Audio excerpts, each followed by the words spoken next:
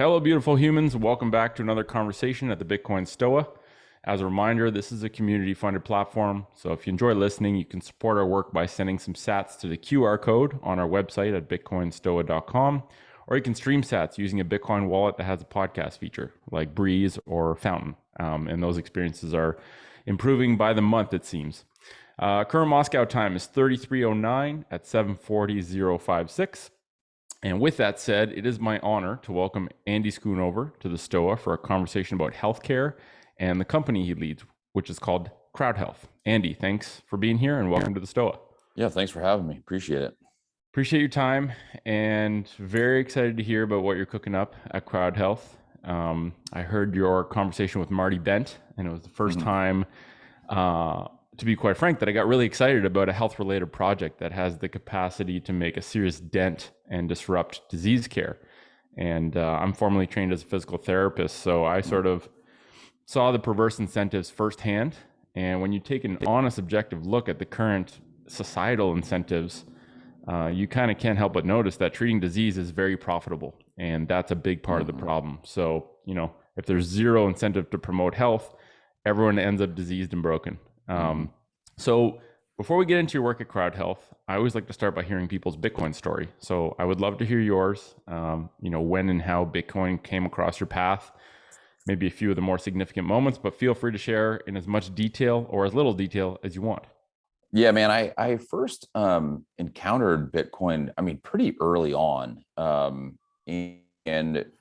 I heard about it. I'm always a bit of a contrarian just by nature, my personality. I don't know. We can do a psychological test on that as to why that is, but I just tend to be a contrarian. And it was probably 10 years ago, maybe not quite 10 years ago, where I heard about Bitcoin and what Bitcoin was doing, and I was talking to a buddy of mine, and I was like, man, I just want to put 10 grand into this and just see what happens, because if this thing is real and true, it's going to be gigantic, right?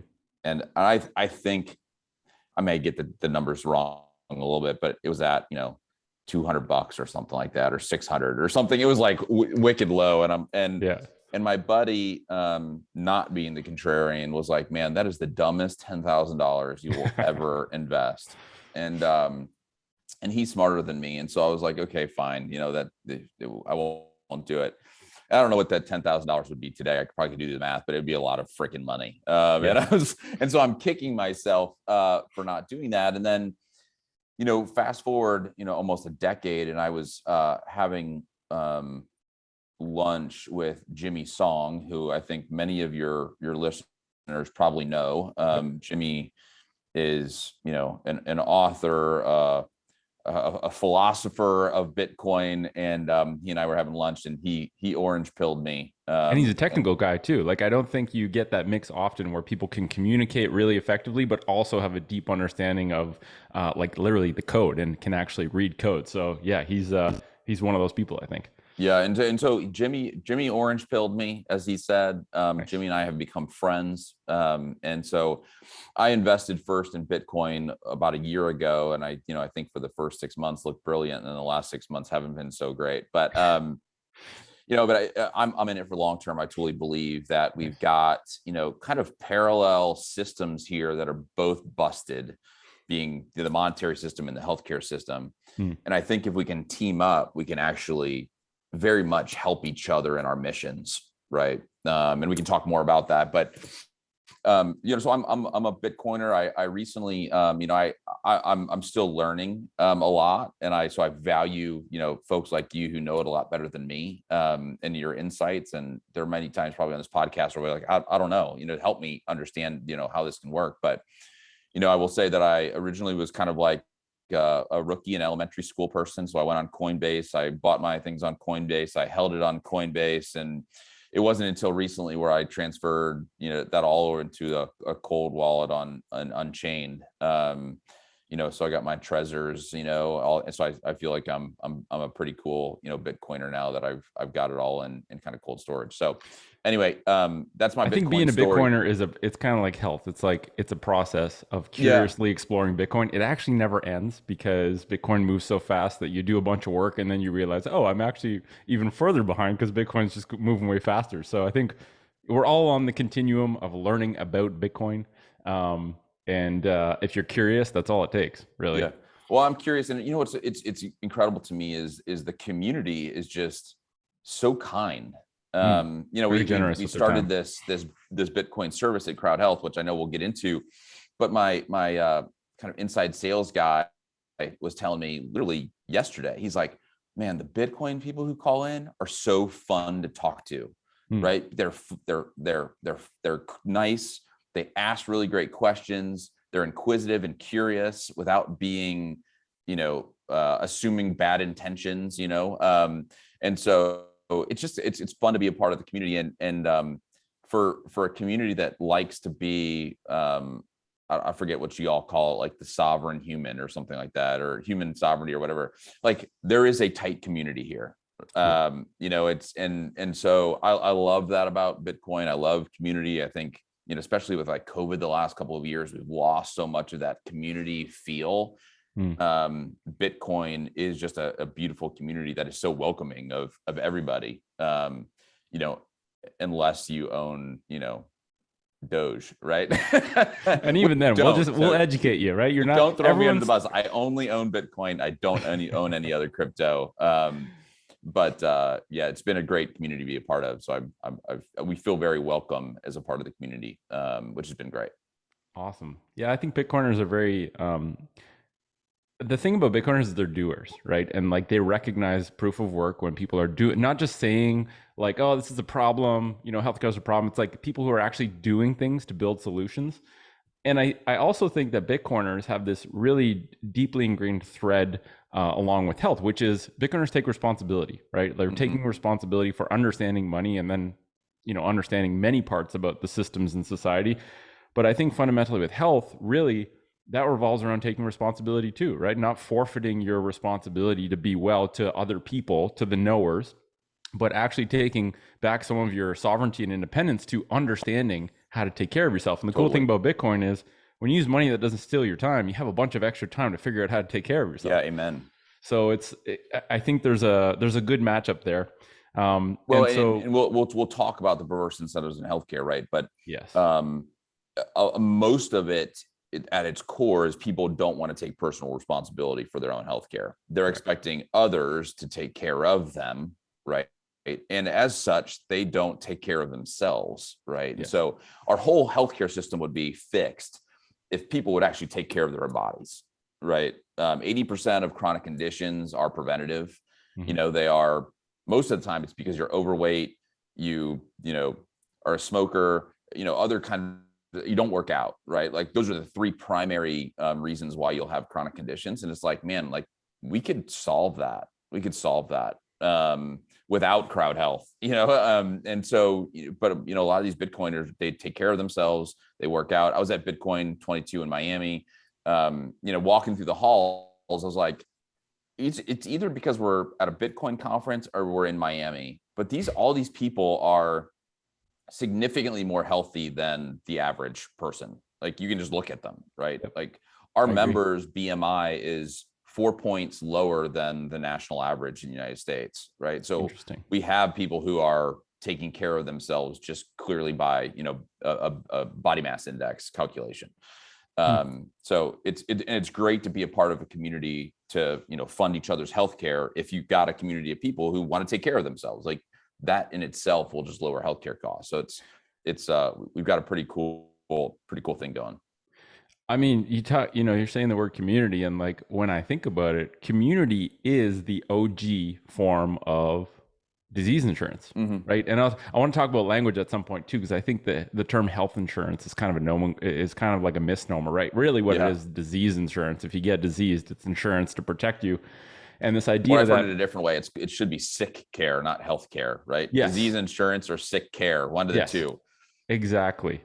And I think that back in the back in the far back days, like you live in a hunter-gatherer tribe, your form of disease insurance, if you get sick or injured, is your community, right? People help you, people help get food, people help you.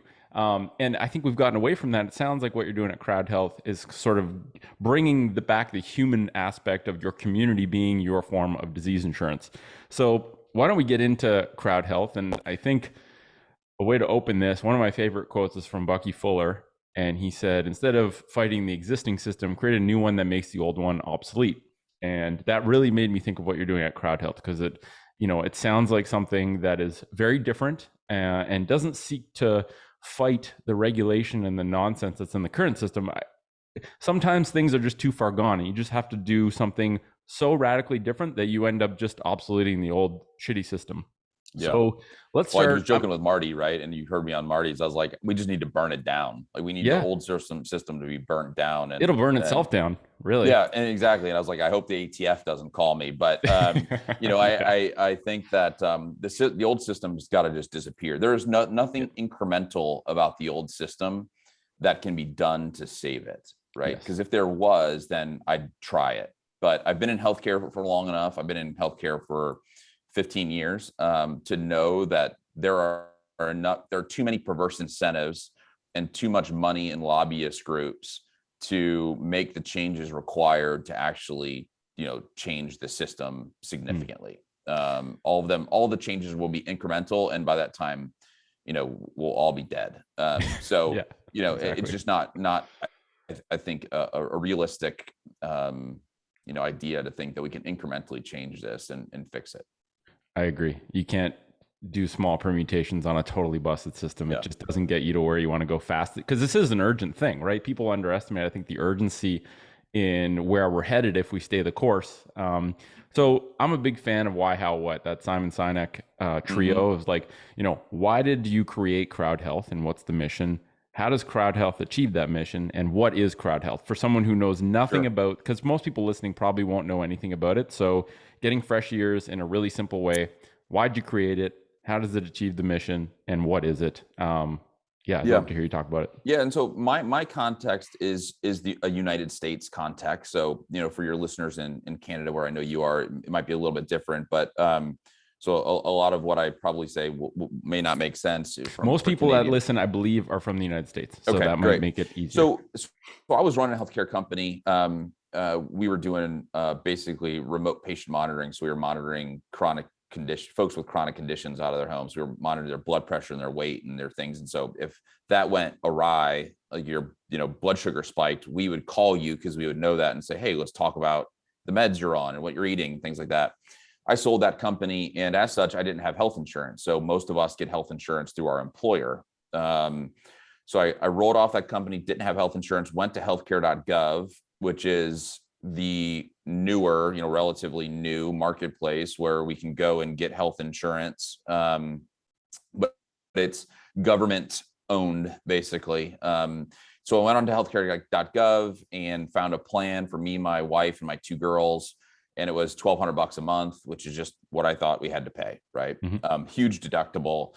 And so it worked. I kind of joke, it worked until I had to use it. My little one was having recurring ear infections. And so we went to the ear, nose, and throat doctor, who said she needed to get tubes in her ears. So we went to the local hospital, got tubes in her ears. It was a 15-minute procedure, and got the bill, and it was $8,000. And I was like, holy crap, $8,000 for 15 minutes. That's when I knew like something's wrong. Like it was really the first time that I actually had to use healthcare, because I'm healthy, my family's healthy. I didn't see any of the bills for my kid's birth. So I first kind of interaction with these bills, I was like, this is nuts, And so, but I was like, I have health insurance. Like that's what this is for. And so had health and got, I thought the health insurance plan was going to pay it. I got something in the mail that said it was medically unnecessary, so they weren't going to pay it. So I went through 2 rounds of this conflict resolution that they have within the health plan. They still said they weren't going to pay it. So I had to stroke a check for $8,000 to the local hospital. And the number one reason I know that it was necessary is my daughter's ear infections stopped. And this was, by the way, if she had continued to have these ear infections, she was going to lose her hearing. So this was for sure medically necessary. Yeah, that sounds pretty necessary to me. Pretty necessary. You know, you have a doctor sitting there who's like, he delayed his vacation for a day to do this procedure because he was so worried about her long-term hearing loss. Like, and then the health insurance plan said no. How did they weasel out of that? Like, how is that even allowed to happen? That's so we weird. have no recourse. Like, you know, it's kind of, you know, it's fiat, right? It's like, I'm going to tell you what to do and you're going to do it and you have no recourse. Right. And so that's where I think I got pissed off because I had no recourse, and I got pissed off because it was my kid. And so I called the health insurance plan. I was like, all right, fine. Like, if you're not going to pay my bills, I'm not paying your bills. And so I quit.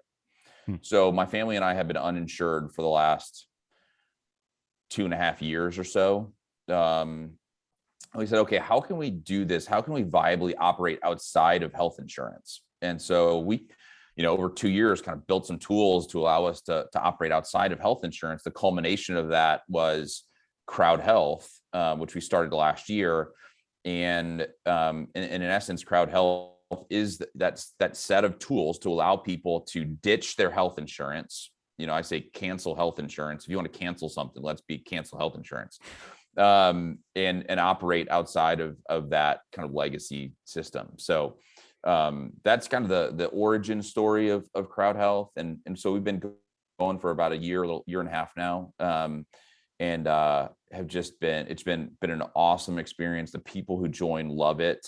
They love the freedom of not having to deal with health insurance, to get approval for their care through their health insurance provider. So that's the I think the how. The why and the how. So the why and the how. There you go. The why and the how. Mechanically, what are the mechanics of what CrowdHealth is? Yeah, mechanically. So, you know, typically what you would do is you would send your premium check to your health plan, and the health plan would have this big pool of capital, right? It's a risk pool that they would pay claims out of this risk pool. You know, the problem with that is that this risk pool is a fiat, right? So it's a depreciating asset. So it's melting. And therefore, to keep the pool up, they have to charge you more. Right. So our healthcare costs have something like tripled since Obamacare started, 10 years ago. I mean, it's just crazy. Right. And so that's the problem. So what I was thinking is like, look, why don't I put money into my own account? So every month I put $200 per person into my own account. It is this is the fiat version. I'll get to the Bitcoin version here in a minute. So $200 in an account every month. That account starts accumulating assets. If someone in the community has a health event, then they will submit that health event to CrowdHealth. CrowdHealth will just make sure that it's right and that we negotiate it down for them. And then once we do those two things, we'll throw it out to the community and we'll say, hey, the Schoonovers have ear tubes that they had to pay for. They're going to pay the first $500 of that. Will you help them with the remaining piece of that? Right. So that remaining $7,500, we'll ask 75 people to throw in $100, and they can do that or they can not do that. It's totally volunteer. So it's more like crowdfunding. But they do that because what we have is an internal reputation score that says, hey, if Mike is asked 10 times to help and he only says yes 1 out of 10 times, he's not being a very good member of the community. And so he's got a reputation score of 10 out of 100. So when Mike has a health event, he contributes it to the community will see Mike is not a very good community member. So they're probably not going to fund Mike. Interesting. Right? I didn't know that element. That's a really cool gamification. Like, it's basically a social, it's the social element, right? Where it's like reciprocity based. That's so cool. Yeah. And so this reputation score is kind of the reciprocity engine that drives what we do. It allows us to be totally voluntary, totally community, and it is truly like crowdfunding. And so we look more like a crowdfunding site than we do a health insurance company. But I don't feel like people should be forced to give others money for anything, candidly. But if I'm incentivized to do that, then that's great. Like, I think that is a good market-based system to do that. So thus far, 98% of the people who we've asked have said yes to crowdfund. Every bill that has been, submitted and approved has been crowdfunded. Wow. And this is from a $35 pediatrician bill to a, $150,000, ER bill. Kind of the whole range has been funded. Members have only used 30% of the money that they put in thus far. So, for every $100 that I put into my account, I've only used $30 of it. Wow. The cool thing about CrowdHealth is when you leave, if there's money still in your account, you get it, you take it with you. And so this is not like a health insurance plan where you, or in Canada, you give money to your health insurance, whatever federal health insurance thing, and you never see it again. This is, you put it in, and if you have money left when you leave CrowdHealth, we don't want you to leave, but if you do, you get that money back, that whatever you have left in there. So as I was talking to Jimmy about this, he said, man, that's cool. I love that. But what if, and instead of putting money into an account, why don't you take a piece of that and convert it to Bitcoin, an appreciating asset, so that you actually have a big chunk of your assets, being appreciating.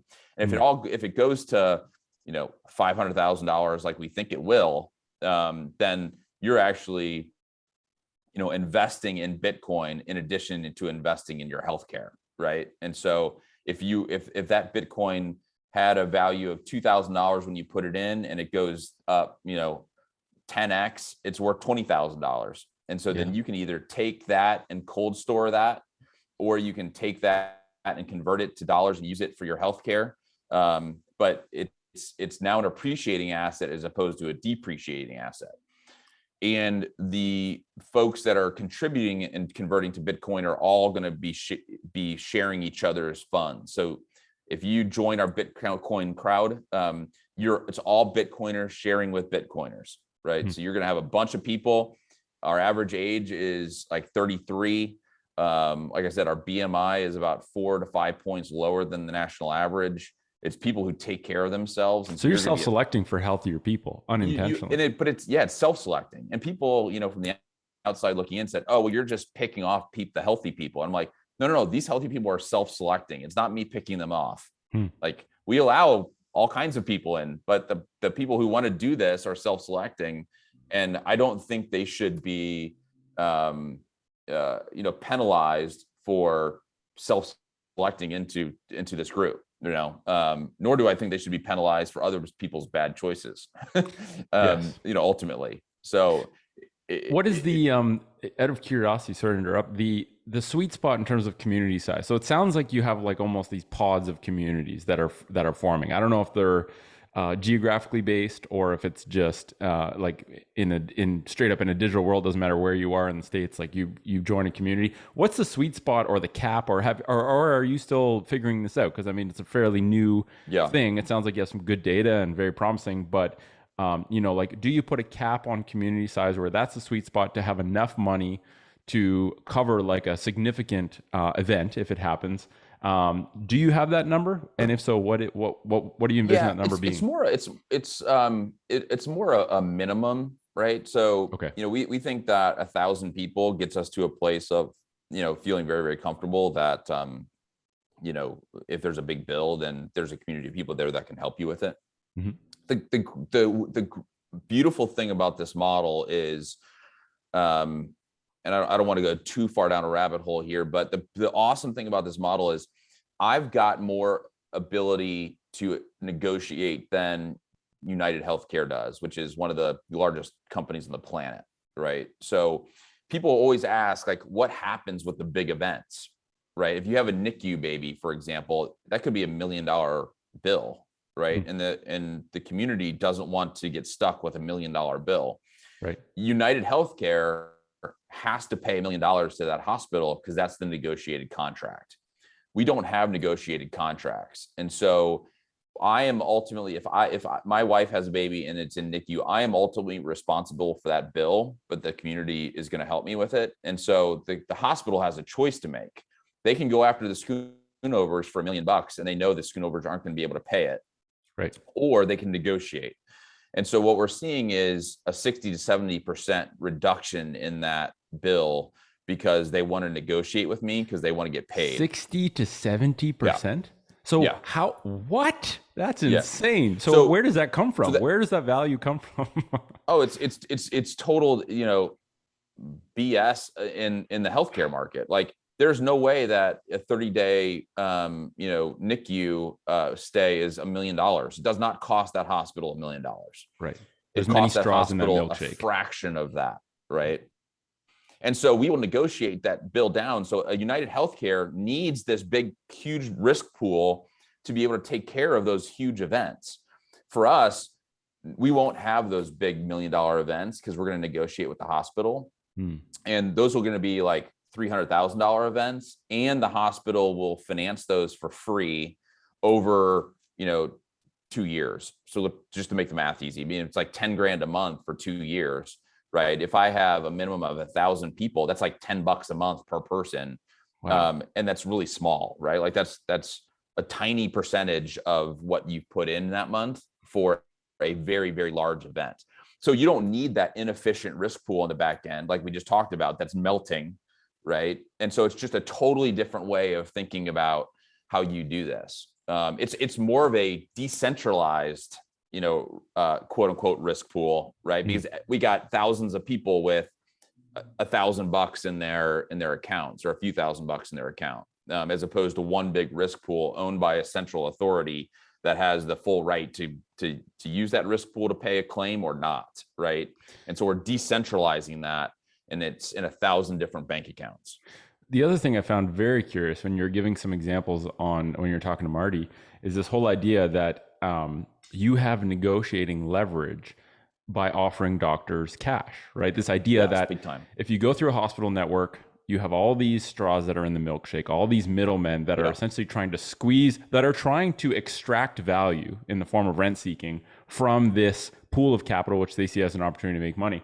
Whereas when you go directly to the professional, I've done podcasts with physicians in the United States that talk about this idea that when I do a cash procedure, it's a fraction of what I would charge for the hospital. So can you talk a little bit about where is the difference in that spread coming from? Why can a doctor accept less for cash?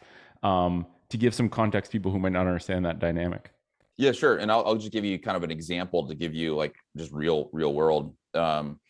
We had a member in Wisconsin who went to the hospital for a cardiac or a heart issue, thought he was having a heart attack. And it turns out that there was something wrong with his heart, but it could be taken care of with a procedure that his local hospital told him was going to be $83,000. And so they came to us and they said, hey, if this is going to be 83 grand, we're just letting you know. And we said, okay, well, can we negotiate that rate? And they said, sure. And so we found a place in Chicago that would do it for $44,000. And this is 90-minute drive. So 90 minutes was 40,000. That's crazy. We found a place in Oklahoma City by a guy who does more of these procedures than anybody else in the country, who would do it for $22,000. Wow. That's 1,000 miles away. So 1,000 miles away, and it's $60,000 difference, right? And and so we actually ended up giving that couple 2 first-class tickets to Oklahoma City. We put them up in the nicest, hotel in the city for 3 nights. We paid for all of their food, and we paid them $2,500 to do it. And we still saved like 50 grand, right? Oh my God, that's and so insane. It's crazy how you can actually negotiate these bills, and so that's kind of leads me to like why are you able to do this? Well, doctors have to pre-authorize oftentimes their procedure with the health plan. So they have to call the health plan. They have to say, here's the procedure I'm doing. They have to provide them with a bunch of medical records. And then the health plan can say yay or nay, like you can do that or not do that, right? And so the doctors spend about 30% of their time dealing with health plans, whether it's pre-auths or billing. And so if they can get that time back, they can see 30% more, or ultimately the math is almost 50% more patients. And that's probably painful time too. Like as a doctor, it's painful. You go through all the school and you have to ask permission to some schmuck on the phone that basically says whether you're allowed to do something that's needed for your patient or not. Like that's That would be And painful. oftentimes it's not a doctor, right? Right. Like oftentimes they have to get approval from a person who's not a doctor, who's never seen this patient, who doesn't have a clue, Yeah, who right? just And like does math. That's what the person does. The exactly. risk adjusted And number. and we're getting a record number of doctors getting burned out because of this issue. And so we take that away from them. So that's one part. Second part is, if you bill health insurance plan, they bill through their electronic medical record. And that electronic medical record, are called EMR. People in this industry call it an EMR. They take 6 to 10% off the top for just transaction fees. So, you have a MasterCard or Visa debit card, like that's a percent and a half, something like that. Your credit card is 2.5%. This is somewhere between 6 and 10. It can even go to 12. So it's somewhere in that range, just off the top, gone. They never see it.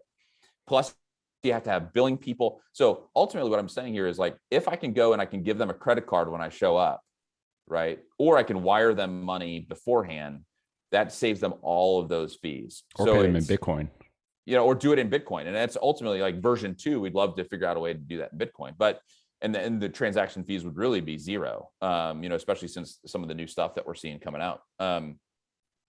So we're taking away all that from the doctor. So we're getting 30 to 40% discounts from the doctors for, just run of the mill procedures. So we had a procedure in Austin just in the last couple of weeks where it was a torn ACL. A health plan in Austin would pay about $20,000 for a torn ACL. And I think we paid like $12,500, right? And so that was and because we paid the doc on the day of the procedure, as opposed to 60 or 90 days later with all the pre-auths, with all the processing fees, with all that stuff. And doctors, I'm telling you what, man, doctors, I get more people reaching out to me than anyone. It's doctors. Like, they reach out and be like, man, I love this model. How do I get more of your patients? Please give me, I want to get outside the racket of the health insurance space. Yeah. And so doctors are some of our biggest fans. I mean, people look at our model and they're like, oh my gosh, well, doctors must be pissed because you're taking 30 or 40% away from them. I was like, coming out of their pocket. They love it because they will take, 60 or 70% of what they pay health plans all day long. So it's just been awesome to get the feedback from the docs. Powerful. So you just basically exploited this market inefficiency that is just there in the legacy system.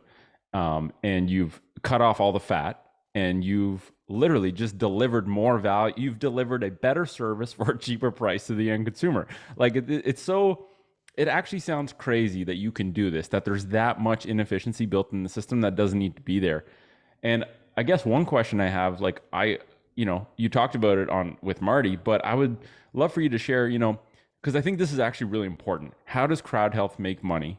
Yeah. And why is that important? Because the way it works right now, like even the EMR company, for example, the more money that changes hands, the more money EMR makes, because they make a percentage of the money changing hands. So everyone in this legacy system is essentially incentivized to make shit more expensive. Yeah. And not actually increase the quality, not deliver more value. It's like complete perverse incentive. So how does CrowdHealth make money?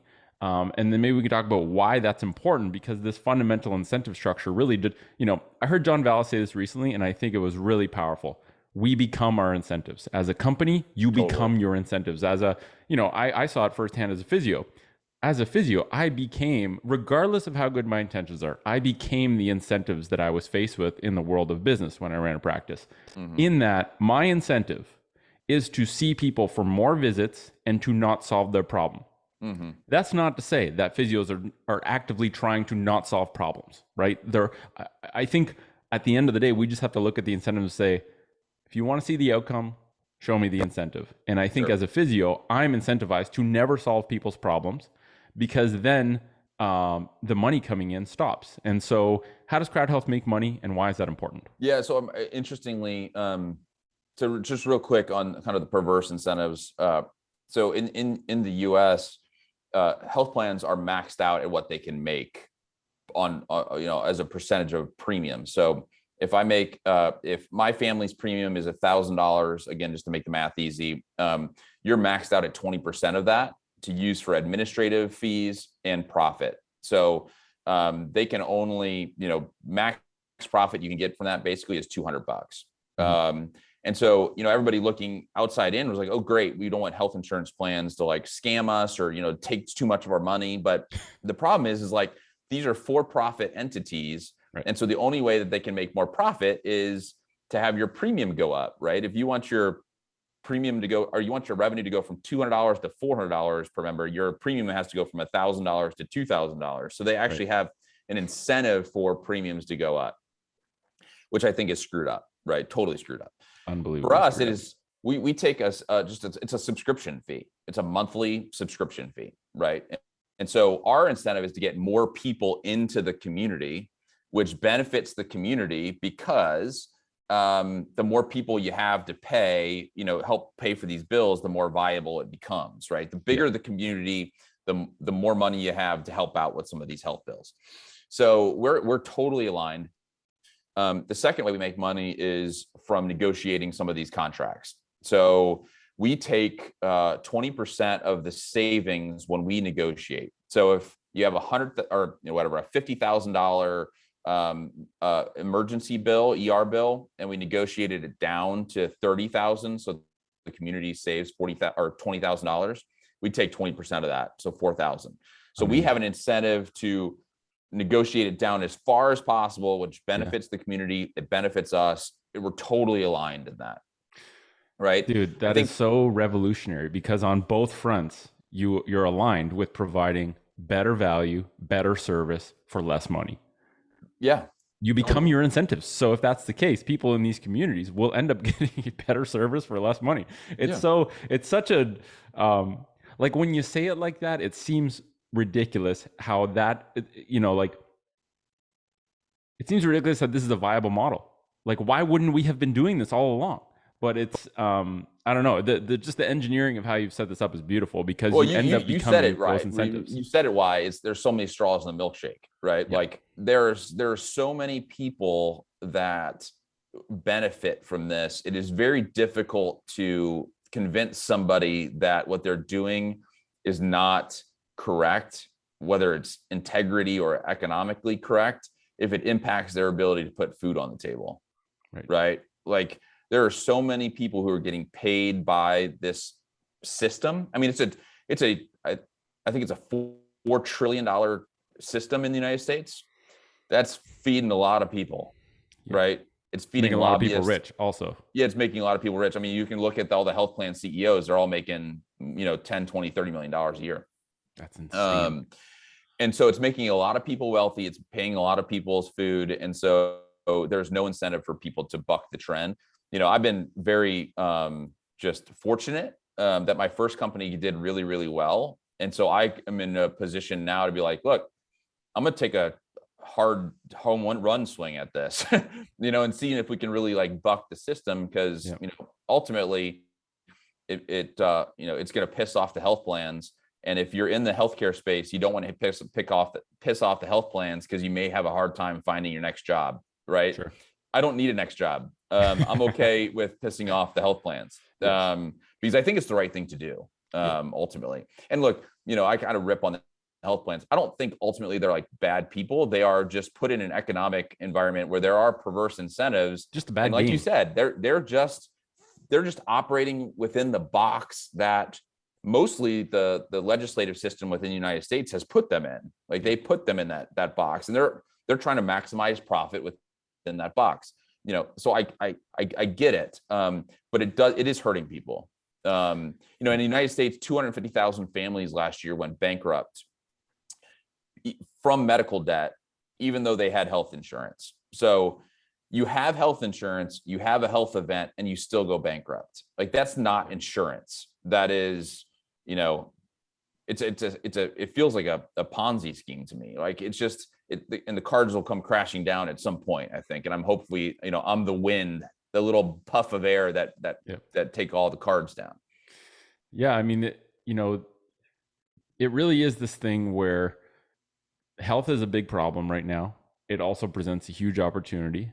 I think that as a company, if you can do something differently and mine out value that is just sitting there and not being used, like you said, these people in these companies are not bad people. right? There's a few small subsection of people who are like psychopaths and do bad things. Yeah. But most people are good people caught in the medical world. They're just caught in a bad game. This game has sort of like entrenched itself because it's made so many people rich, because that's the incentives of society nudge us to play this game because it's the game that we've played all along. It's gotten out of control. And it sounds like you're just creating a new game, which is a better game, which benefits humanity instead of benefiting, the share price of these massive companies. And, I work for a health network that specializes in feet, and part of the health network is sort of this core group, this company, a health intelligence company, where we have a core group of people who really take their health quite seriously. Most of them are professionals.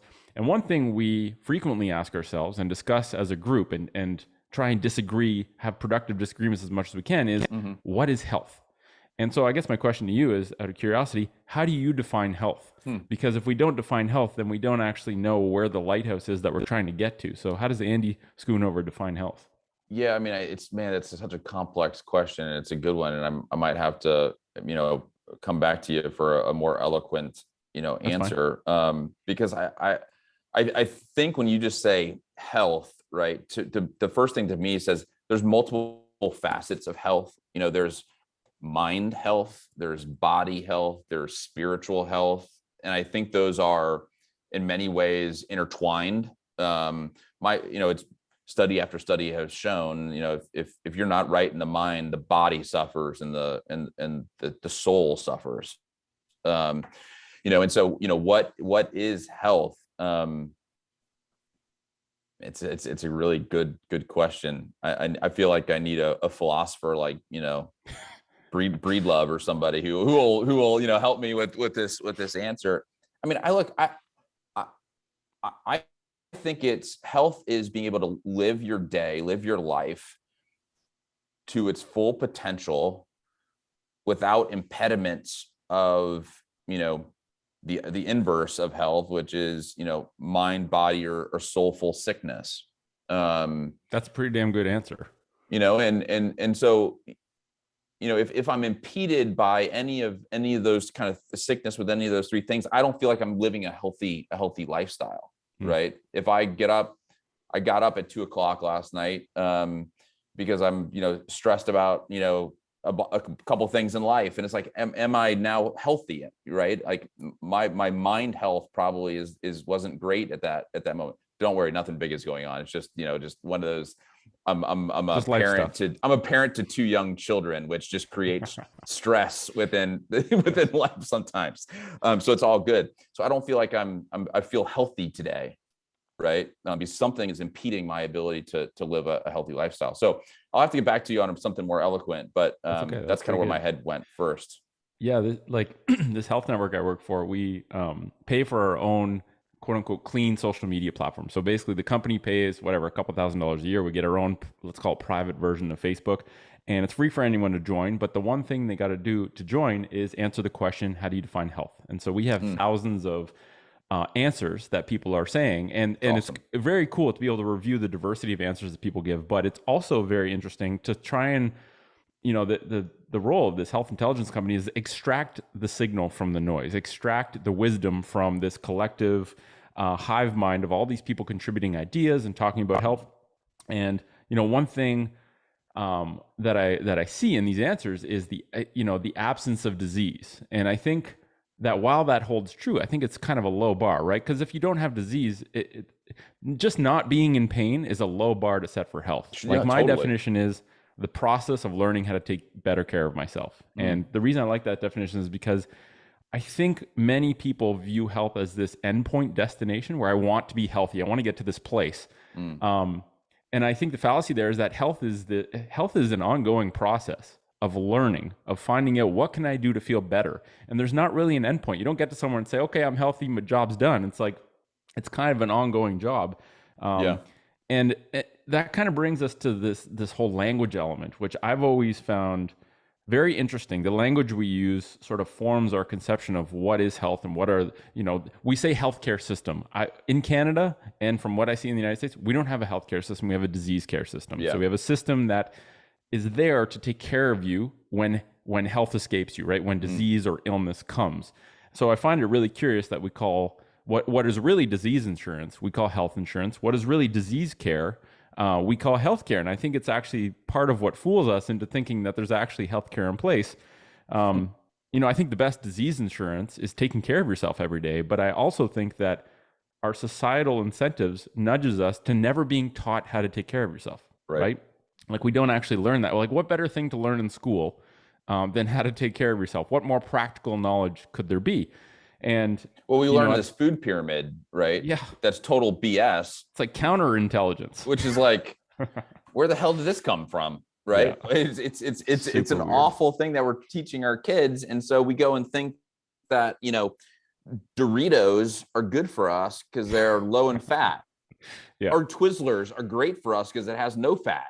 Right? You're like, where the hell did this come from? Right? So weird. It's crazy to me. I always joke that, the avocados don't have a marketing budget, but Doritos do. So that's why you always hear about healthy Doritos, but never hear from the avocado community. And then you look at inequities in healthcare because, equity is a big thing right now, right? Especially in the United States. And it's like, well, if you can afford Fritos and, Pepsi, which is the cheapest thing, on the shelf, what are you going to eat? Yeah. Right. You're going to eat Fritos and Pepsi. Right. And if you don't know better, that's going to lead to diabetes and sick care, which is what you're talking about. So there's something, again, very perverse about the way that we feed ourselves in this country, especially when it comes to folks in the lower income spectrum, which is, crushing our country because it's really, really expensive to take care of those people. But they can hardly afford to buy anything else. So it's a whole nother thing to talk about. Yeah, I think just to put a pin in that, like we've essentially been tricked into thinking that nutritionism is the path, right? It's all about nutrition, and along the way we've forgotten about food, which is actually unbelievably simple and straightforward. And not understanding food makes us vulnerable to being tricked by the nutrition companies, right? Like our 6 pillars of health at the Foot Collective are movement, sleep, food, the mind, community, and money. And money we only added within the last year because we realized that if you use a form of money that steals your time, you actually never allow yourself to have the time to work on the other pillars. And those 6 pillars, as you kind of alluded to before, are bidirectionally interdependent, which means that you cannot work on one pillar and ignore all the others and expect your health to improve, right? They all affect each other as a two-way street. And one thing, just kind of, because we only have 10 minutes left, and I'd love to do a round 2 down the road, because I got so many more questions. Yeah, no, I feel like we have a lot of other things to talk about. Yeah, one thing I really want to hear your take on is this idea that, okay, if we become our incentives, and we want to put in place incentives that help people achieve better health, how do we, like one project this health intelligence company has had on the shelf for a while, we just haven't had like an actual tangible application to warrant us energizing it, is creating a ruler for health, right? Like, and a good parallel I think here is your credit score. So your credit score is a representation of your credit worthiness, which is like, how much credit do you have? How risky is it to give you credit? And that determines like the rate and the amount of credit that you're given. And this whole idea that, okay, we have that in place, and that allows us to incentivize ourselves to be credit worthy people. And it gives us a measuring stick, right? Like, how am I doing? Okay, I'm doing pretty good, maybe, or I'm not doing good. How do we incentivize health? Because I think fundamentally what you talked about this with Marty briefly. It's like, we want to charge you, we want to, at the end of the day, incentivize people to be healthier so that they pay less premiums. Because if you're having to pull out less money for disease care from the community, then you should be able to pay lower premiums. And I think fundamentally that makes a whole lot of sense. The question is, how do we measure health? Because if we don't actually have a ruler to measure health, we have no feedback mechanism to allow people to see, what's my health score now? Compared to last year, am I doing better, worse? Does that get reflected in the amount of money I pay in my premiums? So how do we incentivize health in your mind, even at a macro level? Because I think this is something that is so important. It's so ephemeral because it's, even health, it's asking the people what is health is a hard enough question to answer. And so if we find it so hard to define the term, and there's so many elements packed into that, how do we measure health in a tangible Yeah, and way how do you such collect that the we data, incentivize it? right? I mean, you use the kind of the analogy of the credit score. The data is there. The credit Yes. card companies, provide the data, and mortgage companies and all these kinds of organizations provide that data. How do I get data on how you're living your life right now to come up with that score? I mean, some of it I think is very clear. If I got an Apple Watch, I know how many steps I'm taking. I know when I'm working out. I know my heart rate is getting up to where it needs to be. I know for how long your heart rate is up. So I think exercise is a key component of a healthy lifestyle. I think everybody would agree with that. And so, I could measure that. And we actually have in our roadmap the ability to take that data off of Apple Watches if you want to provide it to us, so that we can say, hey, if you work out more than 2 times a week, or 8 times a month, then we will have a reduction in your contribution each month, because you are working out. There's also the ability of those Apple Watches to Bluetooth into weight scales. So, what you eat, right, is another key component of that. And so what you eat is most easily measured through weight. It's not perfect. I understand, not perfect, but it is one measurement. Weight is a key indicator of chronic disease, going forward. So, if you can, be within a weight span that is deemed healthy, that's the second data point. What are some other data points we can start collecting? Because we've got all these remote monitoring types of devices, right, that we can pull from to help us come up with that health score. If anybody else has any ideas on how we can collect that data, and then you come into like a privacy issue of like, hey, are you okay with me getting that data from you? Right. Because there is the actual data out there that we have access to. We could get, we don't get. I want to make sure that very, very clear. But I can know what book you got at Barnes and Noble bookstore. Like, that data is out there. The credit card companies have it. They do anonymize it. So, but there is a way for me to know like what you're literally buying at the grocery store. And so I could grab that information, but that to me feels like a privacy issue. Like, I don't want anybody knowing I've got, chocolate chip cookies last week. Like, it's not something that I prefer, people to know. And so it's like, if anybody else out there, feel free to hit me up on Twitter or whatever, has ideas of how we can capture more data to actually come up with this health score, or you all work for a health intelligence company. Like, I'd love to get to hear that. I'd love to use it, to the extent that my members are comfortable with me using it. I think it's a brilliant idea, and incentivize. If I can incentivize you to pay less, you got to feel it in the pocketbook, right? Like, you got to feel it in the wallet, or else you will not be incentivized by it. Back to incentivize. The project name was GHM, Global Health Metric, and the idea was, can we create a simple survey that can be done in 2 minutes by individuals on their phone in an app, such that it can be done frequently? Because I think the more frequently it's done, the better feedback people get to nudge them as to whether they're making progress or not. Part of it is subjective, part of it is objective. I think movement screening, like, one thing the network's playing with is this idea of creating community centers as physical areas that anchor a digital community, because the community is mainly digital. And I think having a physical space where people can connect and interact is very important. And the idea that, it sounds like you're already kind of doing this. You're creating a network of professionals who love what you're doing, who want to be part of it, who want to be sent people. The idea that you could, make sure that a certain subset of movement professionals, physical therapists, chiros, whatever it is, can do movement screening, objective movement screening, and give people the equivalent of going in and get a tooth cleaning, right? Like, the dentist nailed this model. Instead of waiting until one of your teeth rots or explodes, you go in once a year, you go to a hygienist, they check, see how you're doing, they let you know what's up, and they give you some advice, right? Like, it looks like you have some stuff going here. What kind of things do you eat?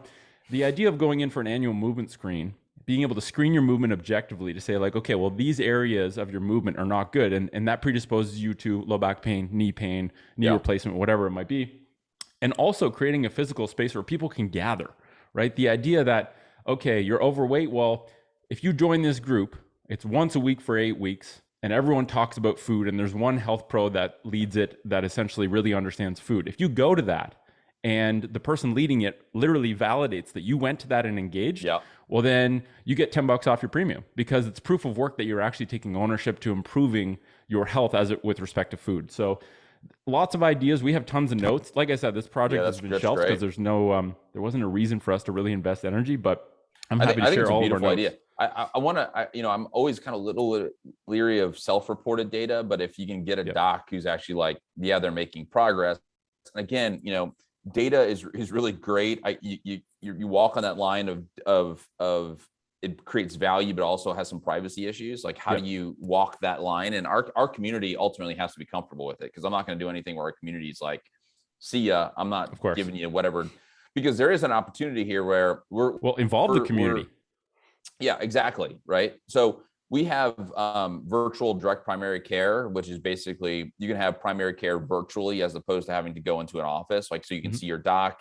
Your doc will then give you an order to go and see, get blood drawn, and so get all your kind of key blood metrics worked out. And that's a way too where you can say, okay, you do have high cholesterol. Right. Like, so let's help you figure out cholesterol. And if you can get your cholesterol down to within a reasonable level, then there's an opportunity for you to have a lower contribution because now you're less susceptible to heart disease. I'm making that as one example, right? Sure. Diabetes is a perfect one. Like, your blood sugar levels, which most of the time is calculated as A1Cs, which is just kind of your blood sugar level over a period of time.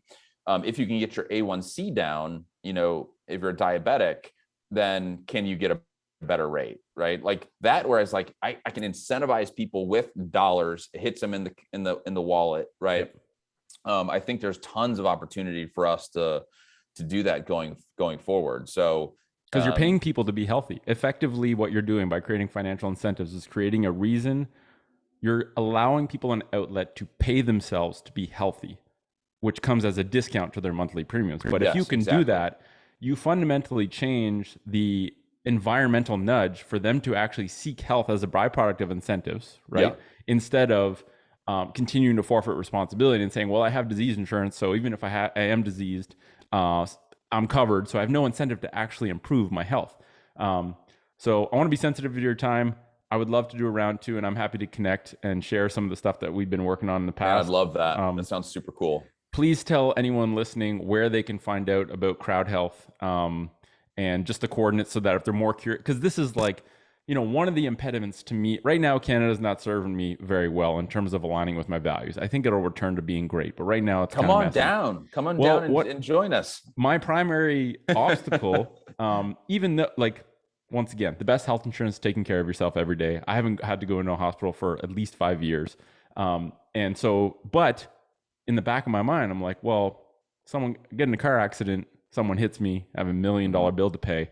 That's always been kind of like, a little element. But now that CrowdHealth exists and Austin is a hub for Bitcoiners, like I don't have a whole lot of obstacles anymore, but tell people where they can find out about CrowdHealth.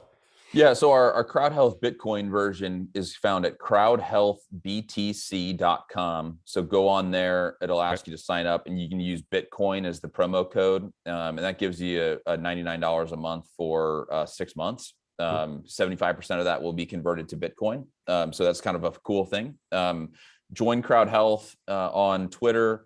Join CrowdHealth on Instagram. Pretty much all the social media platforms we're on. So come and join us, follow us. You can kind of see what we're up to. So we'd love for you to join us. Powerful. Andy, thank you again for joining us at the Bitcoin Stoa. I look forward to doing a round two at some point. Yeah, man. Check out CrowdHealth if you're listening, especially if you live in the United States. Any thoughts on ever coming to Canada? Because like I won't get into it, but there's a market to do something like that here because the system we have in place sucks.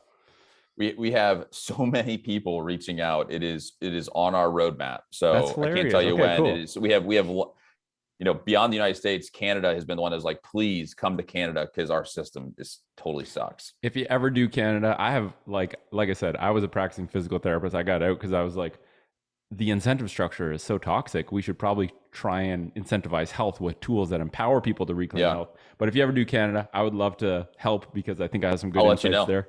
And awesome. To everyone listening, thanks for being here. Hope you enjoyed the conversation. If you want to support the project, head to bitcoinstoa.com. You can send some sats to the QR code on the homepage. We will catch you next time. Andy, thanks again, and stick around for a second. We'll sign off when we're done. All right. Ciao for now, folks.